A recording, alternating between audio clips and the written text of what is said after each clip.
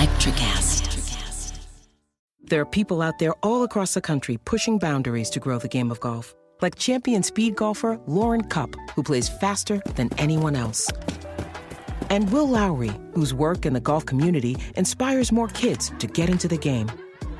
As a champion partner of the Masters, Bank of America supports everyone determined to find out what's possible. In golf and in life. What would you like the power to do? Bank of America. Bank of America N.A. member FDIC, copyright 2025, Bank of America Corporation, all rights reserved. McDonald's meets the Minecraft universe with one of 6 collectibles and your choice of a Big Mac or 10-piece McNuggets with spicy Nether Flame sauce. Now available with a Minecraft movie meal. At participating McDonald's for a limited time, a Minecraft movie only in theaters.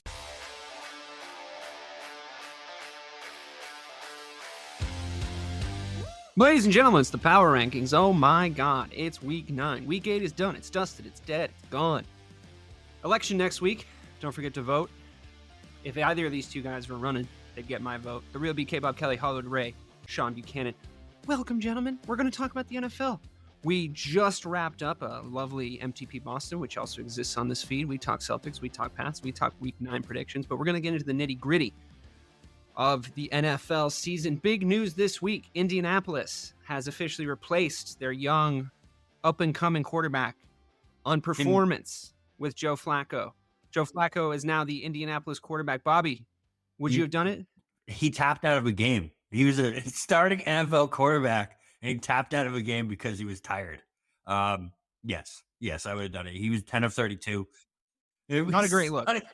Coach did come out and say he's still our guy. He gave all the lip service. He did all the things. What you're saying, you would have just made him keep playing? I can't believe that. That's literally never happened before in quarterback NFL history. Yeah, Jake Cutler did it in the NFC Championship game. He just pretended he was hurt. He had the good decency to pretend he was hurt. No, Ray, what do you think? What do you think's going on down there? You think he's not the guy?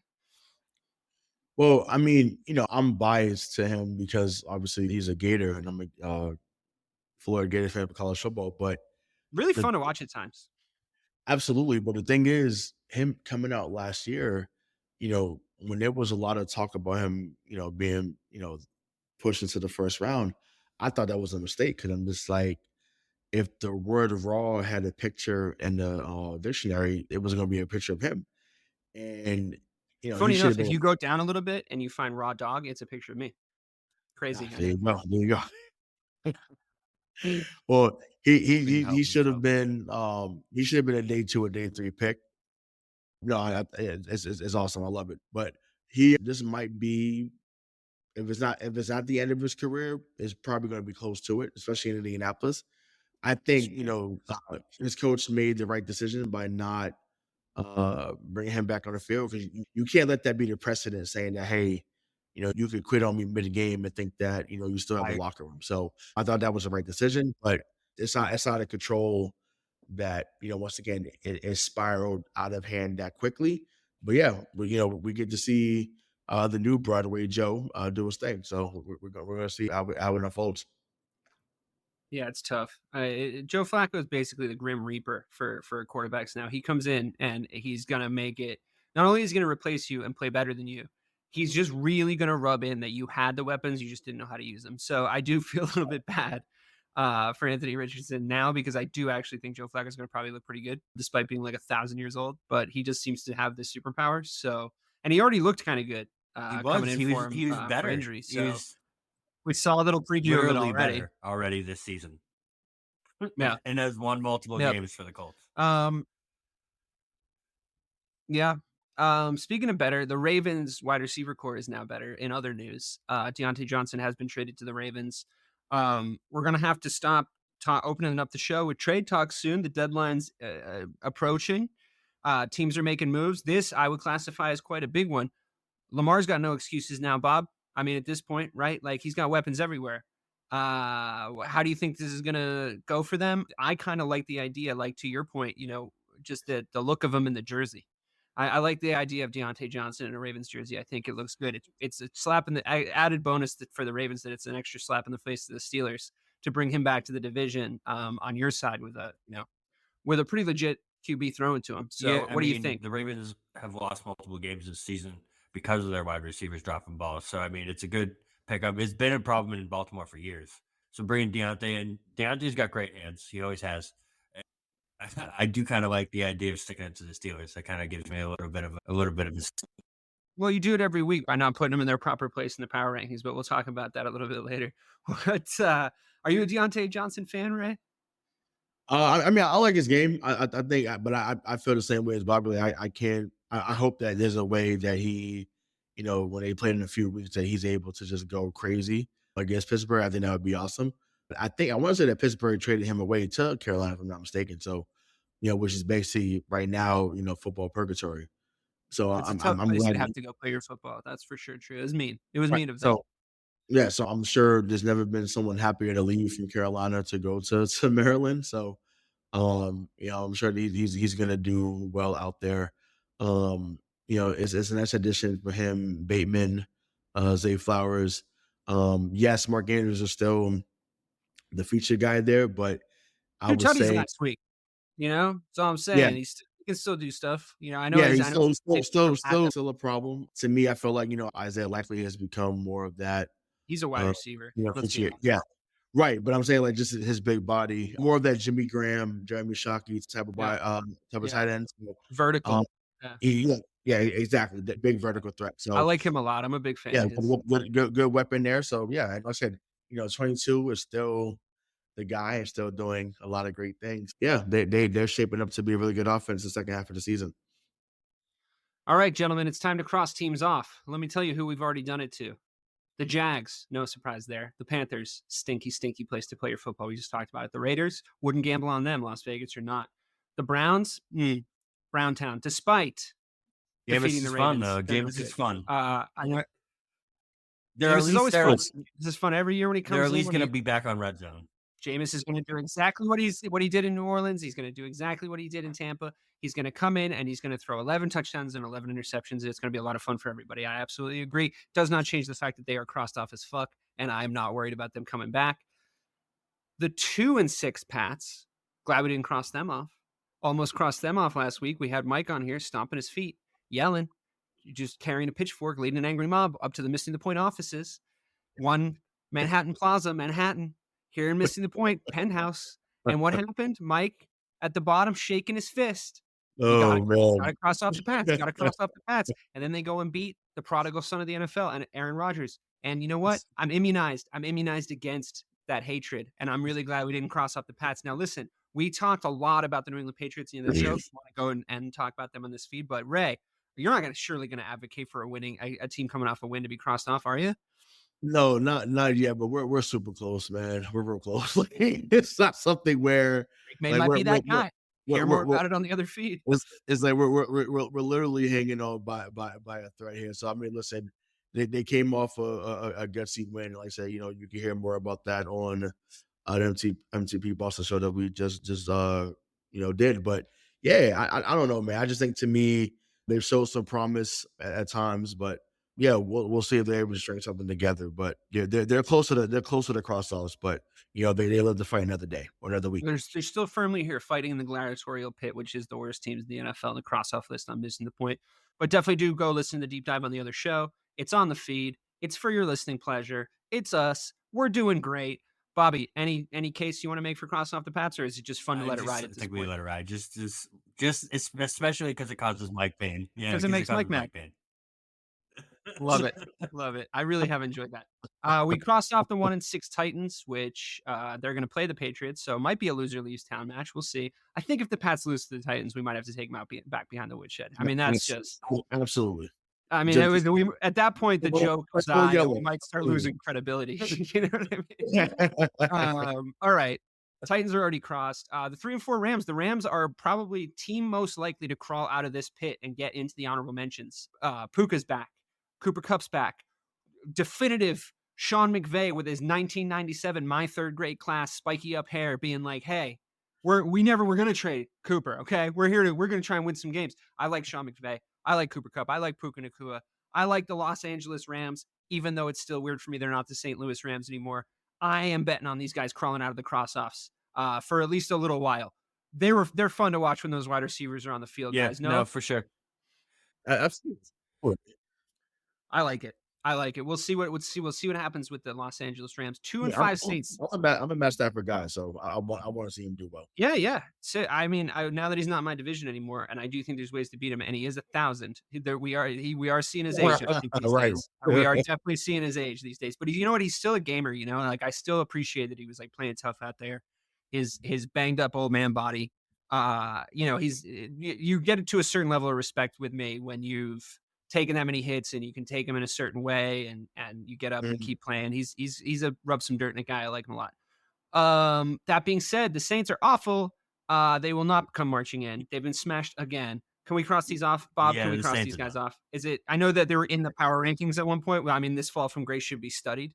But That's sad. yeah, we're crossing off the Saints. Ray, and anything you have to say or forever hold your peace about crossing these? Yeah, I mean, listen, when they started out 2-0 and they literally scored on every Offense possession. looked great. Offense looked great. Yeah, looking like the greatest offensive ever of all time. Listen, they were all over And it's red like, zone I those was like, first that's 2 weeks. That's why they're on. yeah, it was yeah, look, all over red zone for TV, and then literally all in the end zone. So I Alvin mean, Kamara could have been the MVP if he kept playing the way he was playing. no, To be facts, totally facts. honest with you, Yeah, they just not his fault that they're bad. yeah, By the no, way. yeah, no, it's not bad. Like I said, for them to want to lose 5-6 in a row since then is wild. And yeah, but I mean, yeah, there's no real reason to say, hey, they deserve to be in that list of like holding up for another week. Their season is essentially over. It's just a matter of how many games they're gonna lose. They should just. Bobby, the Cardinals are 4-4. They might be an honorable I mention. was actually going to bring. like genuinely when they beat up on the shitty Chicago. I was going to bring it Bears. up while they were still in the cross-offs. I feel like 500 should be the marker level for the cross-offs and the honorable mentions. All right, great. Let's talk about them quickly in the honorable mentions. I'll run through the last two. Giants, potential cross-off, beat up by the Steelers. They're going to go lose to the Commanders next week. Let's be honest. They're going to be 2-7. We could probably cross them now. Dable went from looking like a real fiery sort of Dan Campbell, you know, a good coaching mind. I know they took away everything he had as a weapon, but he just looked like a petulant little bitch against the Steelers. Like he was just bitch moaning and complaining about literally everything, just screaming and stomping his feet. And I know that he's probably just trying to go down with the ship and like save any like sort of last bastion of whatever. And I think he did have that team prepared in the first half, but man, you really do just see like just a huge quality difference emerge over the course of that game. The Steelers could have won by a lot more, and like the Giants are not a good football team. I think Neighbors is really good, but I also think he's starting to be like, dude, what am I out here getting fucking beat up for? You're like, what am I out here getting my ass kicked for? You know, so he has to be their whole entire offense. Like Daniel Jones just isn't good. So I don't know. Can we cross him? They're cross. I've been out on Dabo ever since I saw him have his feet out. Since he lost weight, he was cooler as a fat guy. He had his feet up every single meeting that he had with anyone on that hard knock in the past year. It just rubbed me the wrong way. Rubbed me the wrong way. I didn't like it.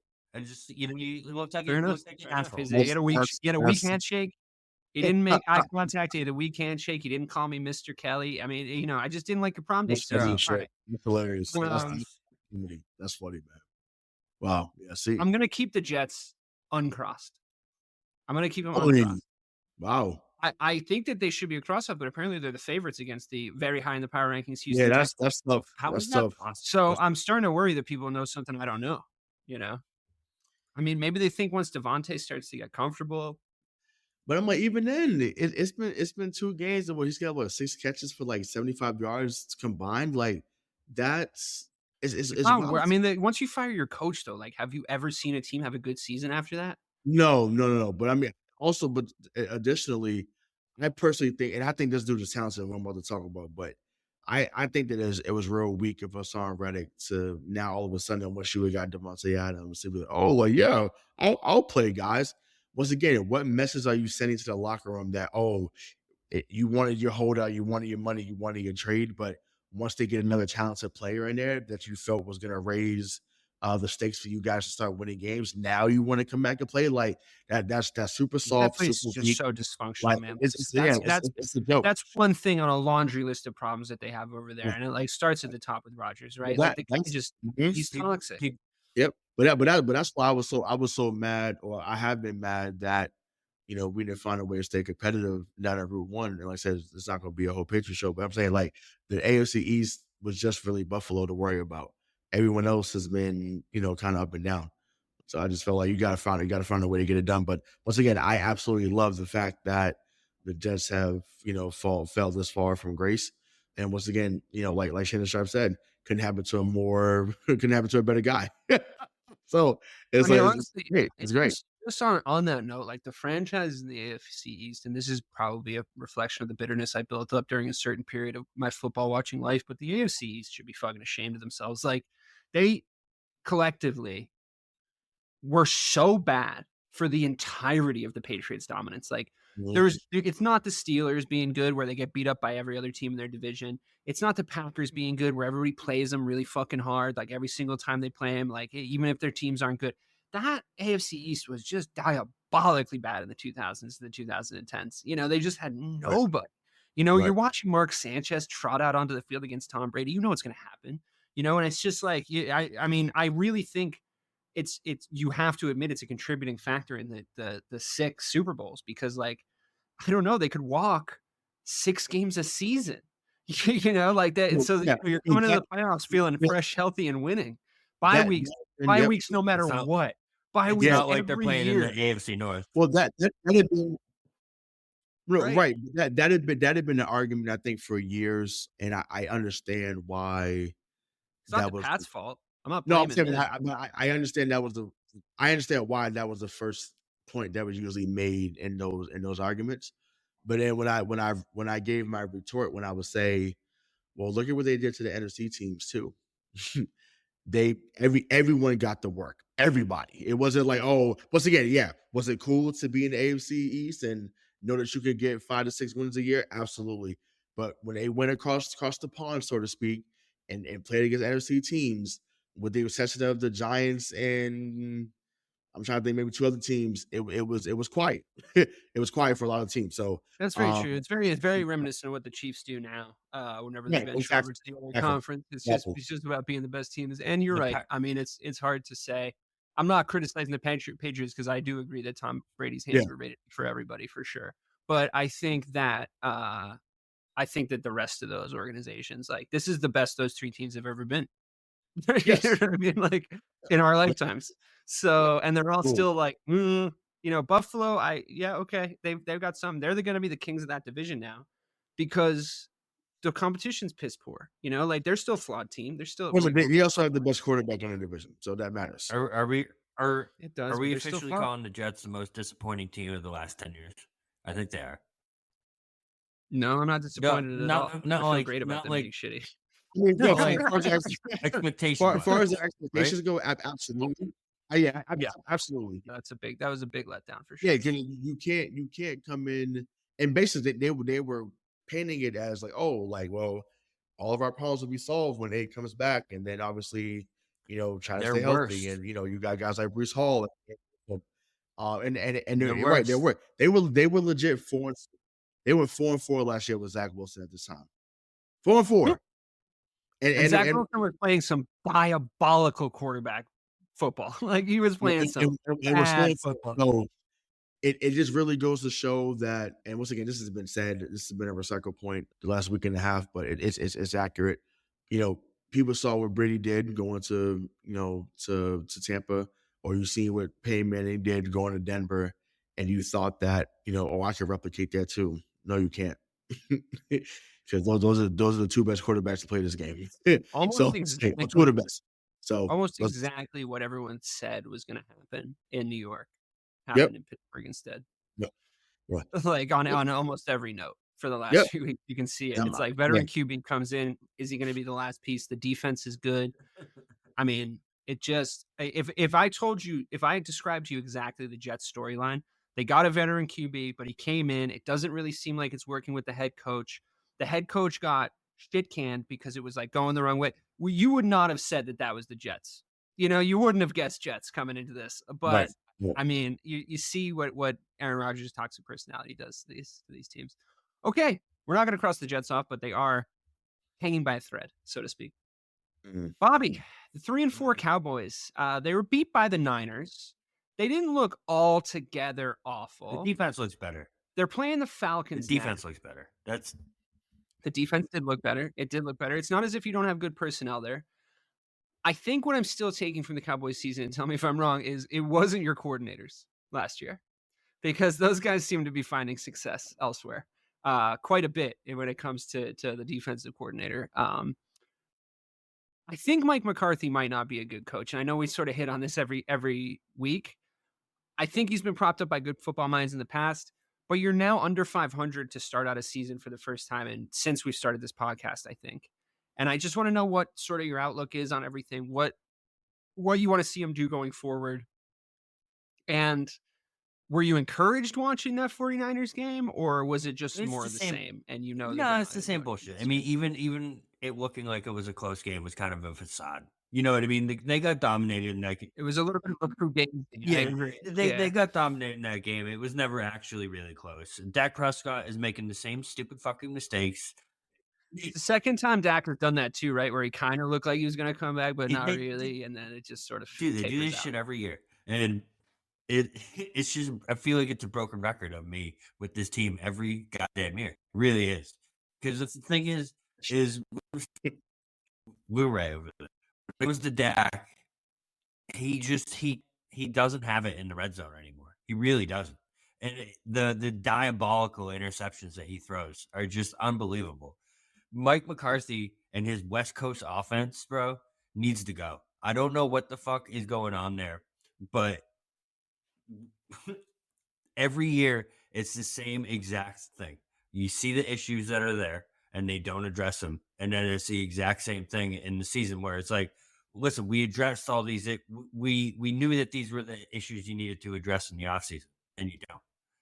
And it's the same thing every single. It's really strange to me that It's yeah, it's really strange to me that the Cowboys still look like they have about probably 11 plays in their playbook that they're actually allowing Dak to choose and run. And it looked like that last year. And then you watch Kellen Moore go over to Philadelphia, and he looks like he's got a whole novel to choose from over there. Like, and I guess weapons are a factor, and I understand that. But Ray, like, do you think that it's a Dallas problem? Is it a Mike McCarthy problem? Because like we're seeing guys go offensively and do much more creative, much more modern things than they did in Dallas. Multiple examples of this. But then in Dallas, under McCarthy specifically, you're running this really simple West Coast offense where essentially if you don't have Aaron Rodgers running the Mike McCarthy system, it doesn't really look very dynamic, right? So I don't know. I mean, can you speak to that? I think it's a personnel standpoint. Obviously, when you know that It you're would help only if they had a backfield with like some options that could actually right, like move the it's ball. to think about, and like I said, I think Shannon Sharp brought it up, or Ryan Clark, one of the guys brought it up on the show. Derrick Henry said he wanted to be a Cowboy. that's what I mean. He said it. It was Marcus Spears. But he said I live in Dallas. He said I live in Texas in the off season, trained there. He was like, I was prepared to be a Cowboy. We had the conversation. He said they never called. I said never. I said wow, never called. So once again, you lost Pollard, right? To Tennessee. Okay. You bring back a familiar face in Zeke. And once again, Zeke was not terrible last year in New England. He had a pretty good year.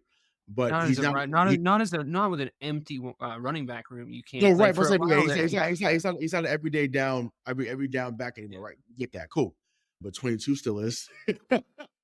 That 22, that man is still a absolute problem in the backfield. Couldn't afford him though, right? We couldn't afford him.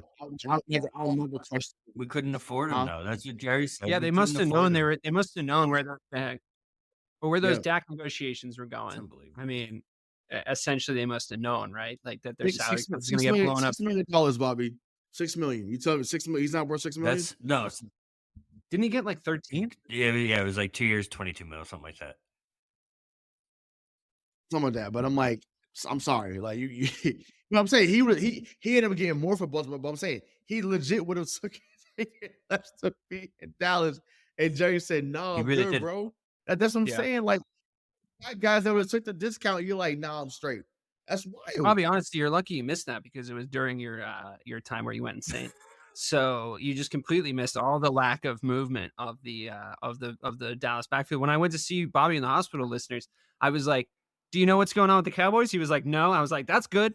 That's good Nothing was because it's the happening. offseason and they had not signed a running back. It was just I was like, so you know what? obvious Honestly, first bright spot of this what whole the ordeal. biggest need was of the offseason, and they just decided not to address it. They just decided not to.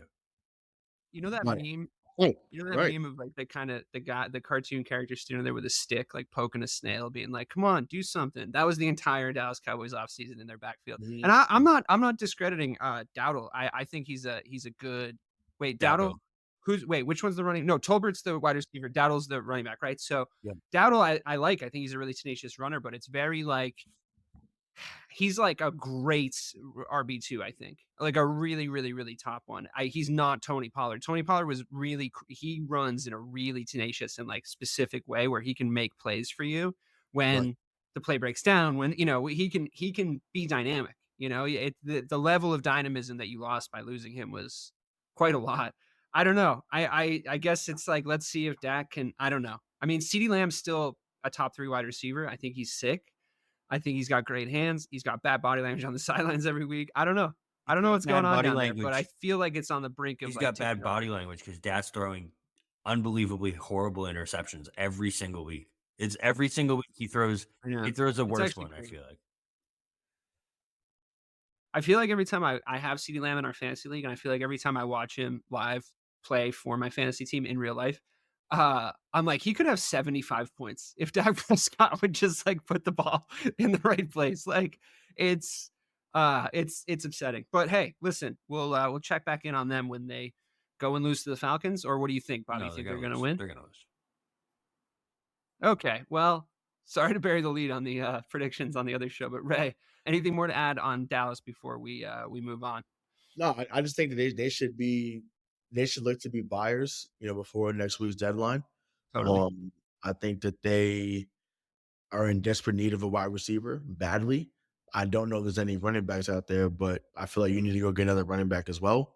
I feel like that would do a lot of justice to that offense. It's add insult to injury that Kareem Hunt came in and is like just got off right. the couch. I mean, if he was I in the system, he was going to come back into and do I know, but it's a little insult to injury, right? well, yeah. It's wild because he legit was sitting on the couch and just came back and just said, "Okay, well, I can give you, eight attempts for 50 yards or 3 catches for 30." It's just like, wow, like 80 all-purpose yards just like that. Like that's insane. So, yeah. I mean, once again, it's to use your statement as the dereliction of duty. I can't say it as well as you, but I tried. Jerry Jones just didn't do it. he just didn't do it, and Stephen Jones didn't do it, and whoever else is the brain trust over there, like didn't do it in due diligence, and it's showing up. And now a team that had won 12 games, 3 years in a row, is looking, pretty light, in the positions where you need skill the most. So,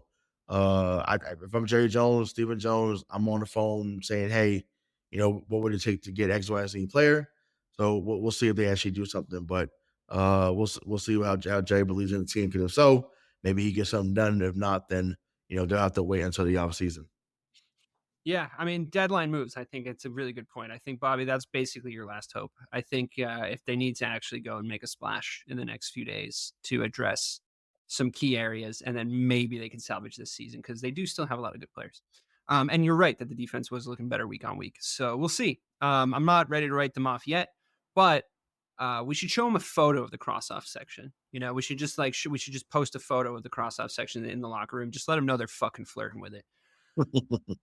Speaking of flirting with the cross-offs, speaking of flirting with their place in my life, the Chicago Bears basically endured the worst loss of any team in any sport of all time in the history of the human race. A little context, listeners. I don't know why you guys you chose didn't to do go this, insane but after this. I'm not even really sure this podcast is happening. I might be rocking back and forth in a fucking padded room right now, to be totally honest. I want you guys to know you were not the only people I lashed out at. I lashed out at everybody except for my wife because I'm not allowed to do that. But I lashed out at everyone. I felt something. And I'm really serious when I say this. You say you're surprised I'm not insane. When that Hail Mary happened, and it was just the easiest catch in the world, the tip to the easiest catch in the world, I felt something break in my brain. I felt something go like, And I was just like, I have no idea what just happened. Since then, context, sorry, listeners. I went into the Discord because the Commanders were going to get the ball back. Ray had complimented me for the win. Mike had said, I wish that Caleb had thrown the ball to Kmet for the touchdown instead of the 2-pointer for his fantasy team, and then said, good win, though.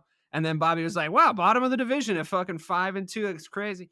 You're jinxing the Bucks. Here, I said, what a finish. I didn't say good win. I said, what a finish. Mike said the win, and then when that shit happened, I said, what a finish. The rage cloud that descended in front of my eyes. I admit you guys all got machine gunned for no reason. Like, I now see that, but I was very upset. I also was like completely disgusted with the commentators because they were doing the same thing. They were going, I mean, it'd take a miracle now, wouldn't it? I mean, surely this game is done and dusted. And I was like, shut the fuck up. Like, I was actively I was like, it's not a win yet. Everyone shut up. I was telling so many different people to shut up on so many different fucking fronts that, I had a group text with my boys. I was like, Dave, you fucking, that was crazy. What a great drive idea. Shut up. So what happens? Well, a few things. One, Eberflus doesn't call a timeout before the Hail Mary, which makes absolutely no sense. Makes absolutely no fucking sense. You call a timeout in that situation, you get everybody ready. You just tell everybody it's time to focus. The game's not over. There's enough time on the clock. Secondly, they get a little out route to stop the clock out of bounds with nobody around them to actually put themselves in a position for a Hail Mary. You don't play defense that soft. Not in that situation. You don't let them get that in the first place. You definitely put 2 high, obviously. 3 high even. But just cover a little bit the middle of the field. It's okay. It's you've been doing it all game. You've held them to 3 points every single drive that they came down the field. So just do the thing you've been doing. It's all good. Just play defense, Right. They've been playing decent situational football the last few weeks. This was too much in the way of situational football, too much down that road. So that's a little bit of a dereliction of duty. Then Edmonds is spying Jaden Daniels on the Hail Mary. I'm just going to let that sit there for a second. So let me explain to you folks at home how the game of football works. If you cross the line of scrimmage as the quarterback, you could have potentially 10 guys sprinting at you like Vikings from the fucking end zone, right? Sprinting at you. You're not. Let me tell you a play that doesn't exist in football. The Hail Mary QB sneak. Oh my God. So that goes a little bit back to the timeout, right? Like, call the fucking timeout, and then maybe somebody goes, I don't think he's going to spy on Jaden Daniels. That seems like absurd. He only rushes 2. A lot of Bears fans are going to want me to address this because this is obviously happening in the discourse. There was holds on the thing. And Hail Mary is just like a free play to win. No, guys. No. Nope. We're not doing that. Sorry. I'm just here to declare into a microphone that we're not that fan base. Okay? We're not bitching about the refs in a situation where we lost the game. It was, I thought my first instinct as it all happened, like a car crash in front of me, I thought it's a miracle. It's a crazy play. It's just like bad luck. The more you look into it, the more mistakes you can find. Guess what? I'm not done. Stevenson is facing, I shit you not, the other way. For 4 seconds. There's a photo. Waving to the crowd. He's waving. There's a photo of Bears fans going, bro, fucking football is happening. That thing that you're paid to do. I will also add, my man poked a dude in the eye earlier and gave up 15 yards. I quite frankly, he got cooked. He got cooked by Terry McLaurin. Then Terry McLaurin walked off the field, got slow-mo filmed going, you ain't shit, to him over and over again. Then he kind of defended him, and then he kind of dapped him up. And I was like, my man, I think you're a good football player. I rate you highly. I've enjoyed your playing defensive back for my team so far this year. If it were up to me, you would never see the inside of a Bears facility from here to the end of fucking time. I would make it so that the U.S. law, the Supreme Court, would ban only you from saying the words Chicago or Bears ever again for the rest of your life. I will never forgive him. I will never forgive him. It was tantamount to Chase Claypool celebrating a first down for the Steelers when the clock was running and they didn't have any timeouts. Do you remember that like 2 seasons ago at the end of the year? I wanted to reach through the screen and snatch his soul right out of his fucking body. I was furious. So and I haven't even said this yet. He's the guy who tipped. He's the one who tipped it. Right. Yeah, It's make this shit up. Instant karma. Yep. I was like, wow. But the reason why I can sympathize so much, I was watching the Miami Miracle happen in Miami. I was at Buffalo Wild Wings seeing Rob Gronkowski fall, and Kenny and Drake ran right by him and scored a touchdown to win the game. So believe me, Dave, I understand. Believe that was me, worse than any double doink. It was worse than any double doink. It was insane. Here's the thing, guys. And I'm so sorry to have to say this out loud, but I have a message to the entire Chicago Bears team and organization. Prevent defense means no one's behind you. Right. You know who also knows that? My fucking 6-year-old nephew. Mm-hmm. You can't let guys behind you in a situation like that. Also, it's not a tip drill. Also, back to Eberflus. What was the personnel, dude? Dear God. Get the hands team out there, son. Where's Cole Kmet? Where's Roma Dunze? It's a Hail Mary at the end.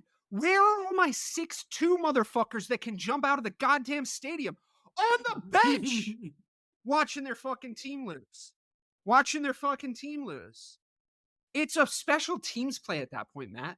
Honestly, it's a special teams play at that point. Put the hands team out there, you fucking buffoon.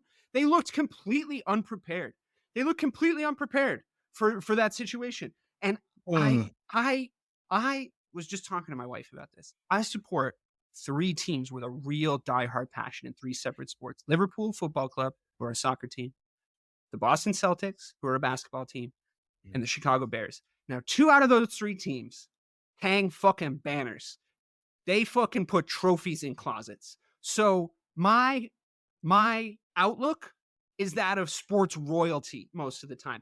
And then I got to go watch this gang of morons just do the thing that my sport royalty teams never do, which is celebrate before the fucking fat lady sings in a goddamn sports game. You make me sick. I have no words. I'll tell you my one bright side, my one bright spot. We played like ass in that game on the offensive side of the ball. The whole offensive scheme looked like shit again. And it just seemed to me like Shane Waldron couldn't put together an offensive drive against a team with more than 1 win on the season. That's what it looked like to me for most of the game. And then at the end, I think Caleb Williams played a little hero ball. Decided the fourth quarter was his, drove down the field, scored. It shouldn't have even been a position. Those idiots handed it off to Doug Kramer on the 1-yard line because you're getting cute on the road when you're down by 1 fucking touchdown. Quite frankly, I had their papers drawn up after that. I had their fucking walking papers drawn up after that. I don't know how we possibly continue this cycle. Ben Johnson then comes out. Basically, they leak it on background. The Lions are so smart. They were like, now leak the thing where you wanted to be the Bears head coach and you're the best offensive coordinator in football. And you wanted to be the Bears head coach, but they wanted to stick with Eberflus. So you decided to stick with the Lions. Now leak that story just to kick us while we're down. Just to kick, because I you know what? I don't even discredit them for it because they should.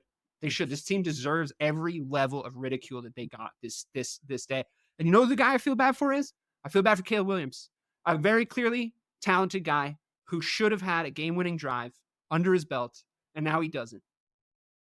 That's all I got to say about those fucking losers. Listen, we don't have to get to the top 10. Like that was enough. Yeah. I only want to be on the show just for the red. I don't care about anything else. I don't care about the list. I just want to hear the red. Like I'm good. Like that was beautiful. It was great. Thanks, Mark. Thanks for listening. No, the only thing I'll say is like, listen. Is it going to break their brains though now? Like, how do they recover from this? They have the hardest schedule for the rest of the season too. Well, I know. I mean, how you bounce back is that you get a chance to smack New England the next week. That's how you bounce back. But the Cardinals and then the Patriots, like it's kind of does. Yeah, I mean, listen, Arizona sucks too, but it's just like I feel like they find a way. Once again, I think that the focus. Once again, it's not like they made 1,000 mistakes and it was like, oh, like We it's like literally played their offense better, their defense better than any other team has so far this season. Like, that was what I was taking from the game, is that the defense yeah, just looked good. They couldn't run the ball on us. They couldn't move it. He wasn't cutting us up too much on the ground. We put them in a position where he had to throw the ball and win, and he had like one or two big explosive plays. But we basically, our red zone defense it looked super elite. And then right. they do that? Yes. I mean, you bounce back because it's, this is cliche, but it's like it's your job to figure it out. Okay, it happened. All Players are right. turning on the coaches though. Like, there's Yeah, some it was shit. like, Jay no, Moore's like, hey, great thing, not turn on the coach. Fuck. Once again, like you said, 20. Listen, if I was a Bears fan like you, like I said today, or like I said on that Sunday night, you're not at 29. You're not getting on the plane. Forget about the facility. You're not even on the fucking plane. Stay down here. Stay down here in Landover, Maryland. You're gonna stay there at FedEx Field, wherever it's called now, and you just stay down here because there's no way that you're getting back on the plane. Because by the time you get to the showers, I'm punching you in the fucking face. Like they should full metal jacket that. They They should all just put way. bars of soap in a fucking. They should just put bars of soap in fucking pillowcases. Right. It's just like, pour there's press no on way. And to add to your point about the prevent thing, like remember, there was a great football show when we was growing up called NFL Prime Time with Chris Berman and Tom Jackson. And one thing they should always say, the prevent defense prevents you from winning, and that's exactly what fucking happened. You could once again, someone should have been right Just behind play that wide defense. receiver. Yeah. Right. So I remember even with the Steelers a few years back with either Tyler Boyd or AJ Green caught a ball at the end of the game too. It's just like that cannot fucking happen. They shouldn't have been in a position where he had a 75-yard throw. You know what I mean? Like they shouldn't have been in that position in the first place. They played so soft leading up to that. You gave him the ball back with no timeouts or maybe one timeout and 29 seconds left on the thing. It's like, no, dude, you stay on the sidelines. You don't let them get out of bounds. That's what you do right now. Because then that's it. The game's over if they don't get out of bounds. The game's fucking done. You saw it happen in the Jets game with the Pats. It was just like, no, they're not getting up there. It's done. Rodgers just kind of stops jogging. It's like, okay, cool, we're good to go, and that's it. That's the way you finish out a game. And I was nervous for the Hail Mary for that too, because if there's anyone that could throw a Hail Mary. Yeah, but they did the right thing, right? They stayed on the sidelines. They didn't want to get embarrassed. Like they've probably seen the Bears get. They stayed in the sidelines. They didn't get them out of bounds. They held them up. They wasted time on the. That's what you do in that situation, man. Jesus. Even after Eberflus said it didn't matter, that play. He said it didn't matter. That was 15. I just don't understand. Oh, I have not enjoyed the things that have been coming out of that man's dumb fucking mouth for the last few days. I have not enjoyed them at all. I really haven't. at the end of the day, I don't think you could find a discerning football fan that watches the NFC North that would realistically rank him above fourth as in the coaching rankings in the NFC North. Right? I mean, there's 4 other better coaches in that division right now. So I don't know, man. I don't know. I don't want to have to fucking start over again, but it's killing me. I really do think Caleb Williams is good. Is the thing. I really, really, really think he's good. And it's hard to. That game really felt like a marathon too. Like it went on for a long time. It was a slog. Like it wasn't nothing crazy was going on. I felt emotionally exhausted at the end of it, and not just because of the Hail Mary. But anyway, I can't talk about it anymore. I'll commit suicide live on air. Okay, we're going on to the 5-3 Broncos and honorable mentions. That might have taken too long, so we have to power through these honorable mentions here. Broncos are flirting with the power rankings, Bob, or no? Yeah, Bo Nix. I'm on the Bo Nix train. I'm excited about mediocre Corden. I'm on that train. Taysom Hill 2.0. Yeah, that's Bobby's favorite thing to do is find a very average QB and be really on his team for the entirety of the season. Bengals, we actually already talked about briefly. Falcons, I don't know, unconvincing the last 2 weeks. They're playing the Cowboys next. If they go 6-3 with the Cowboys, I think they've re-entered the conversation on maybe good. Colts, we talked about them at the top of the show. Flacco, all that stuff. Did anyone want to weigh in on the trick or treat fucking Seahawks? Like, are they good? Are they not good? Like, which Seahawks is very Jekyll and Hyde over there? Which Seahawks team is showing up week to week? So how you feel about Tampa Bay is how I feel about Seattle. Interesting. I just think that they, like, to me, I think Tampa Bay just got more talent. So I feel like they could find a way to sneak in and be like a 7 seed. I mean, Geno Smith has never been a guy. I mean, granted, Geno Smith has had a resurgence in Seattle. So a couple years, not so bad, yeah. He's done well for the most part. But to me, I'm a big Kenny Walker fan. I feel like they should give him the ball more, and they just don't. So I feel like he should be involved in the offense a little bit more.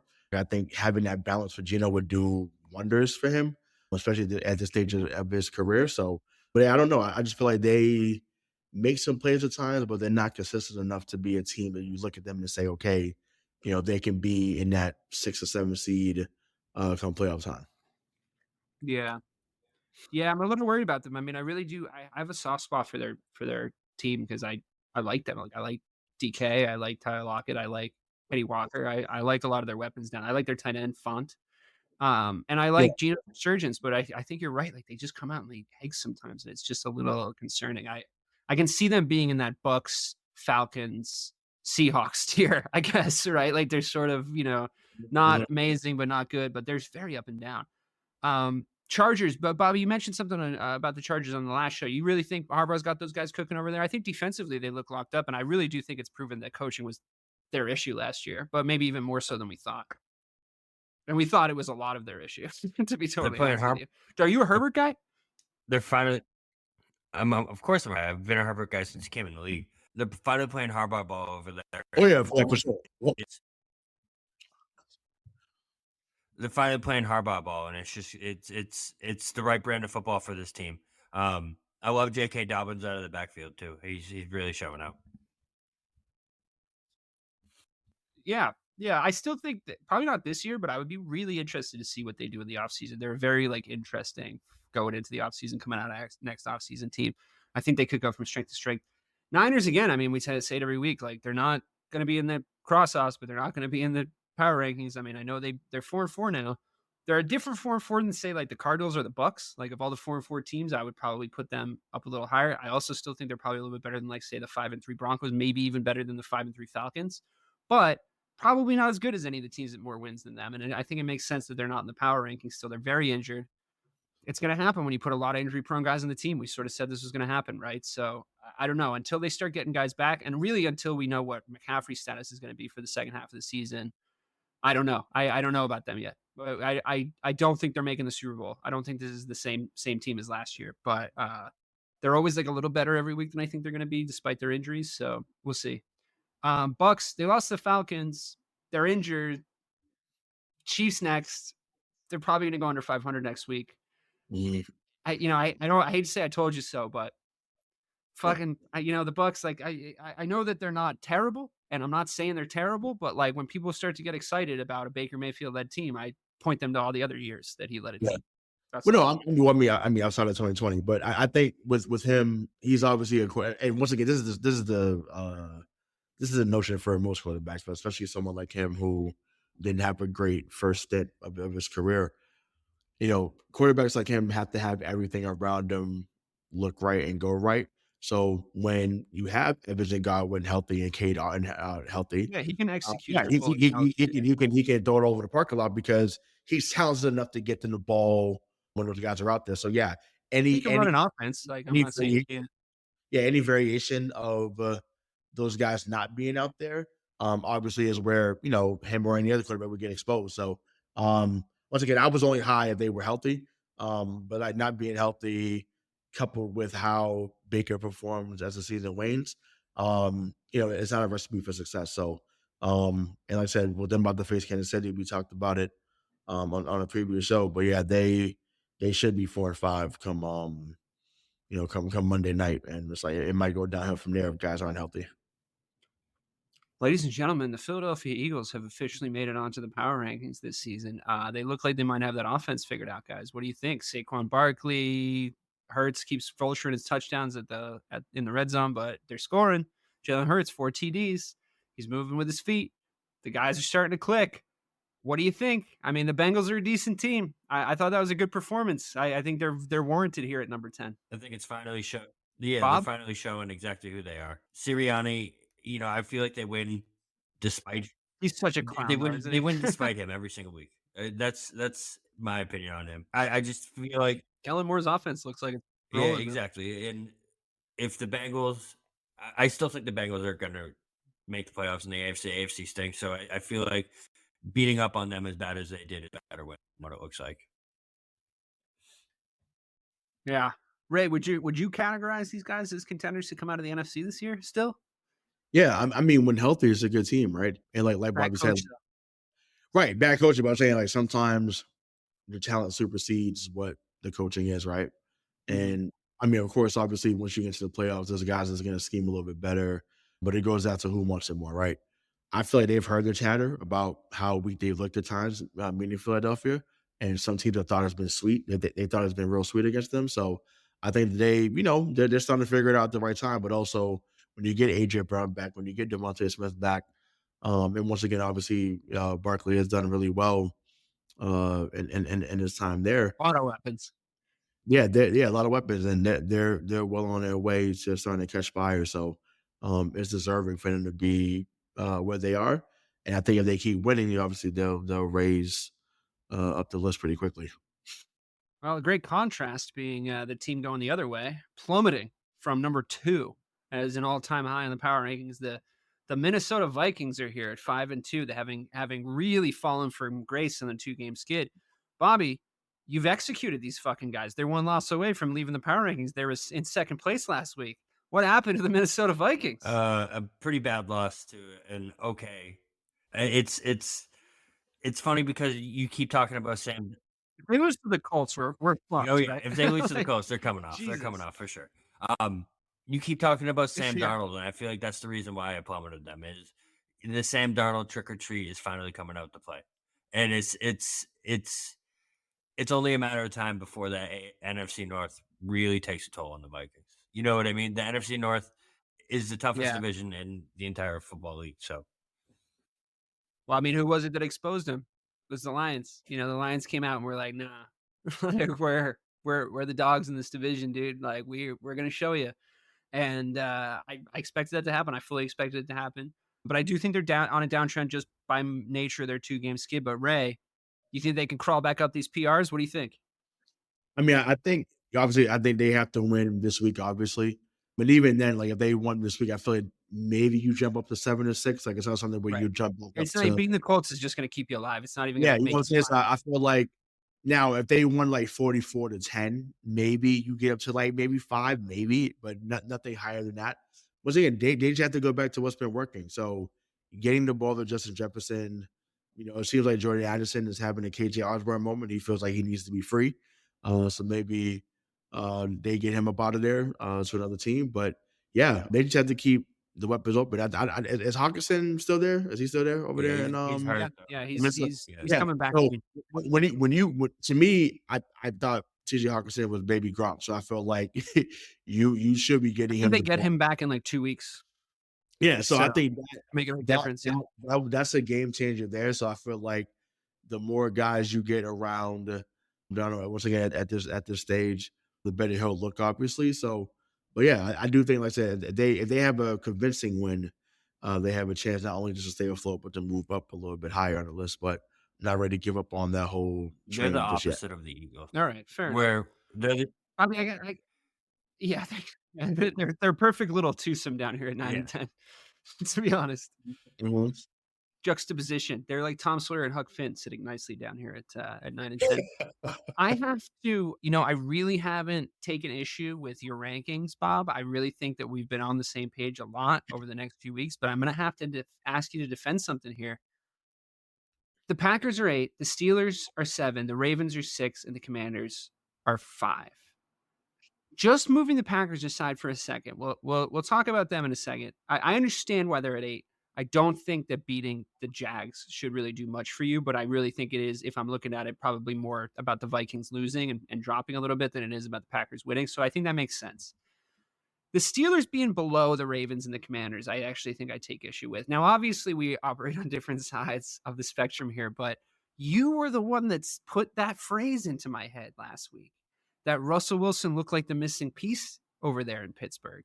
And I think that looked doubly true, and especially in the second half against the Giants. I understand that it was the Giants, but there was a couple of ticky-tack fouls and a couple of little drop passes that make it that the Steelers are 46-10. You know what I mean? Like, I think I don't think there was anyone thinking the Giants were going to win that game as we were watching it.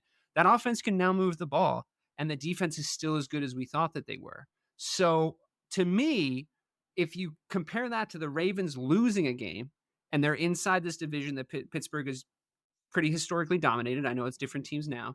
And I'm high on the Ravens. Don't get me wrong. I think they deserve to drop from that loss. It was a bad loss. You can't be losing to the Browns. We'll talk about that in a second.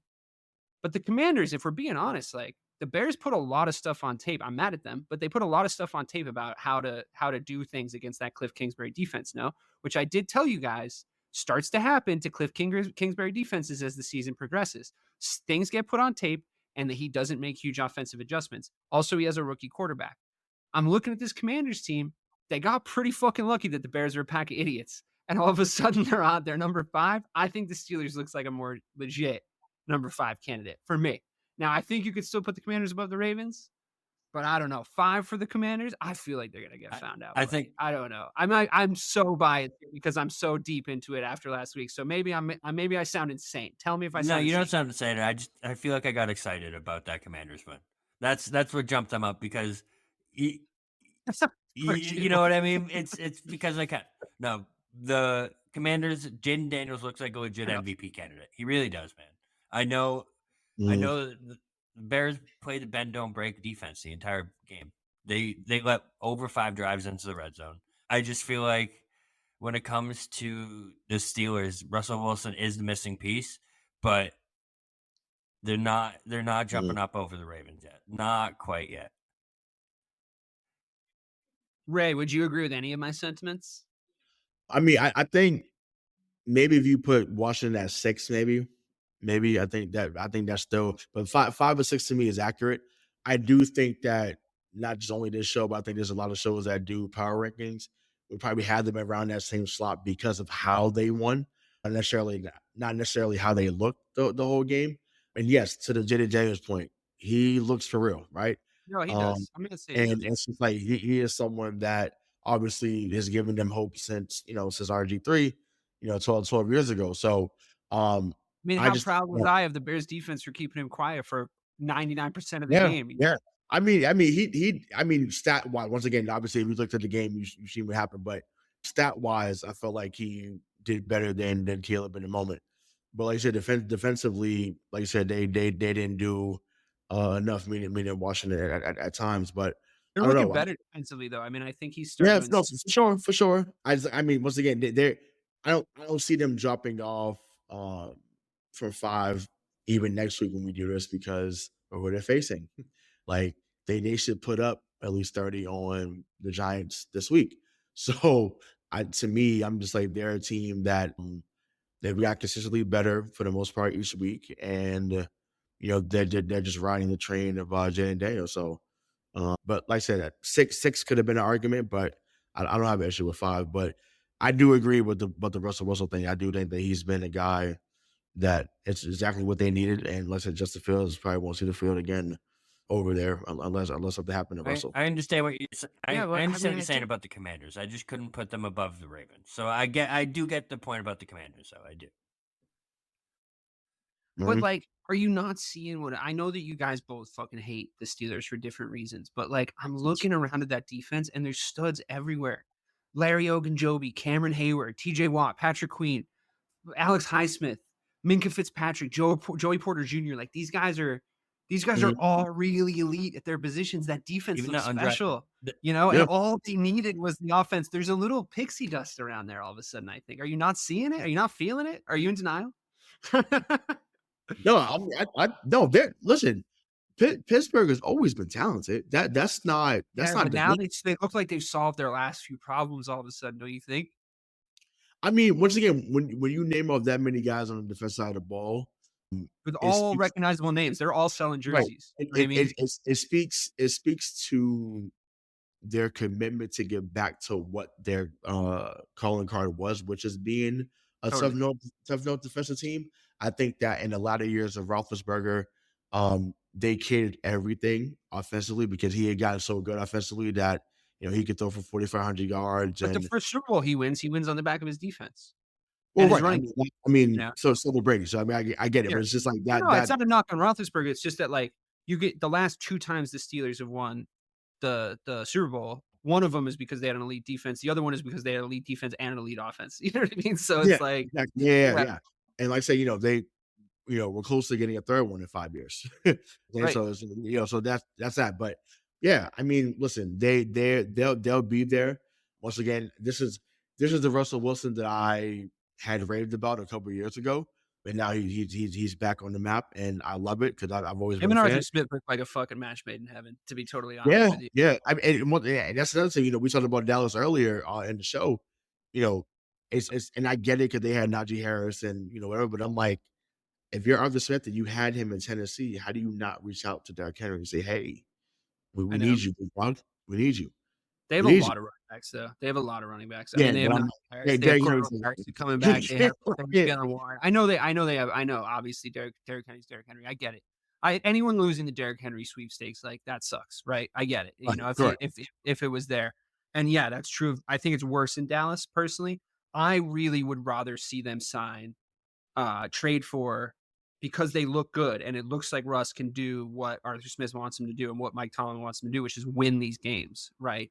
Mhm, Um, Run that offense. Like, it really looks like he's just running that offense really, really, really well. mhm, I would like to see two things happen. One's for thee, one's for me. I would love to see them make a trade to get another wide receiver in there. I think that Russ and Pickens having that connection is great. I think that's huge. I think that's like, they're obviously working out together. Pickens obviously was not feeling Justin Fields at all. And, it mhm, was kind of playing like a douchebag and, it wasn't looking good. He seems to have turned his whole season around. Russell Wilson coming in.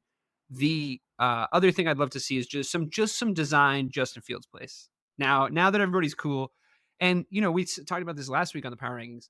It's very clear that they told Justin Fields that Russ was coming back, and they were very upfront with him. Like, once he gets healthy, he's going to come back in, no matter how you perform, I think. And he said all the right things coming out, unless he went absolutely insane. But he said all the right things coming out, and it looks like him and Russ have a good relationship on the sideline, because to me, I mean, he hated the quarterback room in Chicago. That was like no secret. Him and Andy Dalton did not get along at all. So, there was no like bringing in a vet to coach him. He actually respects Russell Wilson. He grew up watching Russell Wilson. He doesn't respect Andy Dalton. And you know what? I get it. If you're trying to be an elite quarterback, you're probably not trying to listen to the fucking Red Rocket. Let's be honest. You got Russell Wilson. The man's been to the show, and he's been to the show and won. So here we are, right? I'd love to see both of those things happen. I really do think the Steelers are going to force your hand, Bob. I think they're going to keep moving up. I really do think that they're eminently watchable. I mean, we're 1 year removed from a Matt Canada worst offense I've ever seen. Unwatchable. mhm. And they were still Yeah. winning games. They were still winning games on the back of their Okay. defense. Okay. So Right. I don't know. We'll see how it goes. Let's jump up. Texans. They barely beat the Colts, but I still think, like, I don't know. I like them. I like CJ Stroud. I like the way that they play football. Tank Dell's, can you depend on him for an entire season? Remains to be seen. I hope that he gets a healthy room of weapons coming down the stretch. That would be my big worry for the Texans. Some naivety on the coaching side of the ball this season compared to last season. The shine of them being like the kind of we didn't see them coming is starting to wear off. That's going to happen to a sophomore team. I'm leaning more towards they're going to be able to react to it. And I think a 6-2 record in the first 8 games is a reflection of that. A lot of people are talking about how they've won some of those games hasn't looked dominant necessarily, but I don't know. You guys could see them clicking all of a sudden, right? And It's they're too beating teams by 20, 30 points. Losing Diggs is hurts, but too Nico Collins coming back will at least help yeah, that. You know what I mean? yeah. Right. Is he out? Diggs I is, didn't yeah, he's actually hear done. Yeah, anything about yeah, that. Yeah, he's he's out for done. the year, yeah. That's the year. So yeah, that obviously is a big blow. But to me, Nico Collins is a fucking beast, though, dude. That guy's yeah, like no, 9 He's feet a tall. monster. He's yes, a but fucking Terminator. yeah, Yeah. people always talk about the style points, and I'm like, yo, this is not college football, bro. It's not. I'm sorry. He's a win. You're right. This is how the NFL works. It's too hard. Yeah, it's too hard to get a win in the NFL. Yep. Just Agreed. once again, living that life right now, it's too hard to win. So, however you get it, I don't care if it's 13-10, 14-2, whatever. Like you got to find a way to win a game, regardless of who's behind center. So, and once again, Phil's getting respect in there. Once again, you go 4-2, and hold it down while Russ was out. Like that's amazing. So he got respect in that locker room. So it's all good. And once again, if it leads to another job elsewhere, he did what he was supposed to do. So it's all good. Yeah. Yeah, I think so. I think it's been good for his career so far. I don't think I'm not saying Yeah. anything negative about him. I still see a lot of the stuff that he did when he was in Chicago. You know, a lot of the things that I didn't like about his game when he was in Chicago. There's passes juxtaposed against Russ. There's passes Russ makes where I'm like, man, that's just some veteran quarterback shit right there. You know, there's things that Russ does, and I didn't see this at all in Denver. So I don't know what the fuck was going on there. I thought he had completely exploded, but he looks like that Russ that holds those numbers, those stats of like most touchdowns, most yards outside of the pocket, most completed passes on rollout plays, most, you know, all these kind of Russell Wilson stats that he holds that don't look anytime like they're a little more specific, but he looks like that guy again to me. Maybe not quite as dynamic on his feet, but he does it at the right time and he makes all the right decisions. And he also does this thing I really like where when he's throwing a check down, he throws it to the side of the guy's shoulder that he wants him to run. And I just think that is such a crazy elite skill that I've only ever seen a handful of quarterbacks do, where he actually guides the ball to the place where the wide receiver has to catch it and his momentum is going to take him around the guy coming towards his back, right? And he did it 2 or 3 times in that game where I'm just like, Jesus fucking Christ, like this guy is an absolute stud. Like he just still has that arm talent where he's like, he decided to put that on that guy's right shoulder instead of his left shoulder to send him right. And he like, then the guy rolls the correct way and he gets 5 extra yards and he doesn't get lit up by the first guy. I watch him keep he's a very conscientious passer. You know, we brought up Montez Sweat earlier, super conscientious tackler. He was hitting Jaden Daniels, getting to him, and he was bringing him down like a soft little baby. I was like, Tez, I really appreciate that, dude. Like, that's great. I want you to be a conscientious tackler. Nobody should get hurt. But, like, you light him up once. The man came in with his fucking ribs taped up. Like, just hit him back one time. But he's a really conscientious, like, thrower of the ball. I mean, we talked a lot this season about the soundbite of, was it Devontae talking about Jimmy G? Where he's like, I got to get out of here, man. This guy's putting me in danger. he's absolutely, Russ throws the ball and he keeps his receivers safe. And he can play that really kind of globby, soft offense that he played in Seattle. But it's also, you know, Steelers hard-nosed running, backing him up, like really like down the pipe running. Yeah, he doesn't have Marshawn Lynch. Okay. But does he have a better defense now than he did all time in Seattle? Is that true? No, No? It's not Don't think so? Legion of Boom. Cam Chancellor, Bobby Wagner. TJ Watt is already a one-time defensive player of the year. Looking down the barrel at 2. It's the second best defense by like absolutely. Like there's no other defense you can talk about. But what they had in Seattle early in his career was unbelievable. Yeah. Them dudes. Remember they it took was down that Denver unreal. offense like it was nothing. So right, 43-8. No, they were good. Like, Richard Sherman was good. Yeah. They're Cam, good. Really good linebackers for sure. I don't know. We'll see. I mean, it's definitely the best defense he's had since the early days in Seattle. Since like 2011. Yeah, but you know exactly. You know what I'm saying? So I just feel like that, you know, that goes without question.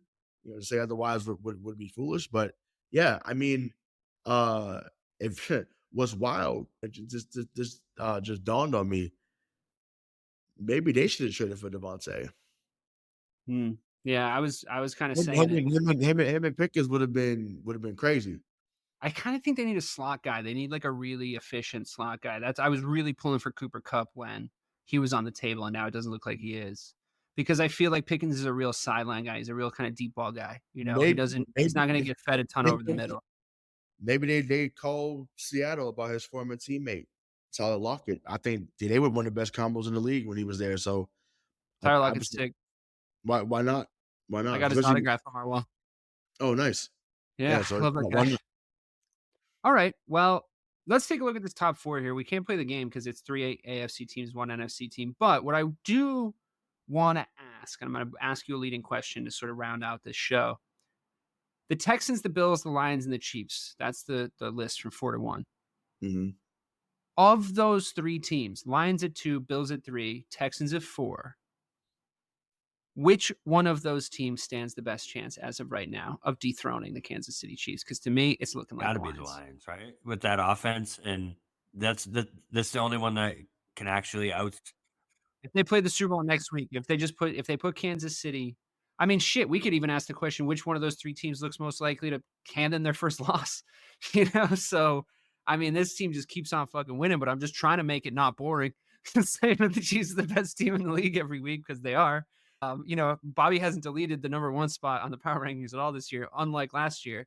So, I mean, the Texans look decent, but they might be a little young. The Bills are still mistake prone in the red zone at times and in high pressure situations. The Lions look like they built a culture down there. I still do think that I would probably mortgage my fucking future if I was Dan Campbell and the Lions and just try to get a Max Crosby in there. Because imagine when Hutchinson comes back.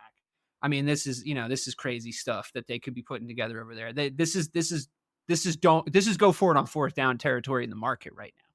So that's what I would say to Dan Campbell and the Lions. And honestly, I know they're a divisional opponent of mine. I mean, I talk to Leah all the time. Like, she has such a visceral hatred for every other one of the 3 teams in her division just by the merit of the fact that they're in her division. Like, she just has a blind rage when the Bengals get brought up, when the Browns get brought up, and then for obvious reasons that, the one I think that she would hate the most, the Ravens. The Lions, dude, I mean, they were so good at losing to us for so long. They were so good at losing all 16 games in a season back when we played 16 games. I mean, they were just so bad. I'm pulling for them. This has been a terrible franchise for the entirety of my life, the whole of my life. And I'm not young. And despite them being a divisional opponent, I mean, I don't think the Bears have it this year. So I'm liking the Lions. I want to see them smash the Packers 2 times. I want to see them smash the Vikings 2 times. And I want to see him make a run. I want to see him be the team that leads the NFC. So they would be my pick. Any argument for the Bills or the Texans dethroning the Chiefs? I mean, I like Houston, but more so for the second. I like Houston too, but more so for the point of like just handing them their first loss. If they played, I don't see anyone in the AFC dethroning Kansas City in the playoffs before it gets to the Super Bowl. So with that being said, I feel like Detroit's the only team that could dethrone it. Which again, that's a wild statement to say that, because once again, they have been essentially purgatory since we've been alive. Yes, they've had Barry Sanders and Herman Moore and Scott Mitchell, Lomas Brown, but we grew up through the Joey Harrington era. Megatron, man. Megatron, Charles Rogers, Roy Williams. But they've never been shit, though. Let's be honest. You said what? They've never been shit. They've never been anything. We've never had to worry about them being. No, right? Yeah, exactly. So it's like they've had so many guys come through there, and even right now too, I feel like Jameson Williams was really good. Just continues to get into off the field trouble. So I know that's tough. I made a joke to somebody earlier. I said, "Well, come be a head case in New England because we need you." I think he's in a good spot actually for them to sort of turn his behavior around. I think that they, I hope that they treat that correctly, and I hope. No, for sure. I think and the thing is, stop having yes men around you. Yeah, grow up. Grow up, because it leads to your demise. And once again, your vision as a football player is not the people that surround you. They don't have the same vision. So you got to make sure that you have the clear vision and that the people around you have the same vision, so that everybody eats. So you got to remember, like, human nature is that everybody is essentially inherently selfish, right? So you gotta look out for number one on that front, right? You got to make sure that you're not getting bled dry by the people around you while this stuff is happening, because most people are just out for themselves at the end of the day, right? That's just human psychology. Except when it comes to you guys. I'm here for you guys. Ride or die. We're here for that. This has been the Power Rankings, ladies and gentlemen. Number 1, Chiefs. Number 2, Lions. Number 3, Bills. Number 4, Texans. Number 5, Commanders. Number 6, Ravens. 7, Steelers. 8, Packers. 9, Vikings. 10, Eagles. 33rd, Chicago Bears. Don't forget, I don't think we'll have another show before this happens. Whether you're voting your conscience, or you're voting your mind, or you're voting in any way, don't forget to go vote. It's very important. It's your civic duty, especially if you're young. Don't let old people decide things for you. Get out there, get your voice heard. I don't care who you vote for. Secretly, I do, but there's rules I have to follow in this show. Good night, everybody.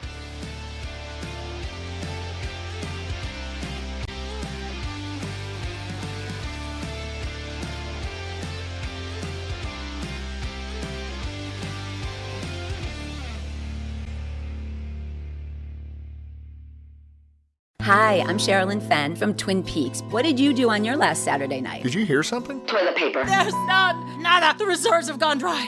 People are hoarding it. I should have done that. They're all out of hand sanitizer at my Target. Mark, when did you last watch the news? We are getting reports of forced quarantines in China, Japan, and now Italy. You're cutting onions in half and putting them around your apartment. Yes, exactly. It kills the COVID. Excuse me? Let's go, get in. Vamos, rápido. Have you ever driven one of these? Never. I'll drive, ladies. I've got the keys. Excuse me, I'm lost. I'm looking for my wife. I got turned around. Join me, Eric Roberts, Jennifer Elise Cox, and Ed Asner for The Last Saturday Night, an Electrocast podcast. You'll love it. Electrocast. Electrocast.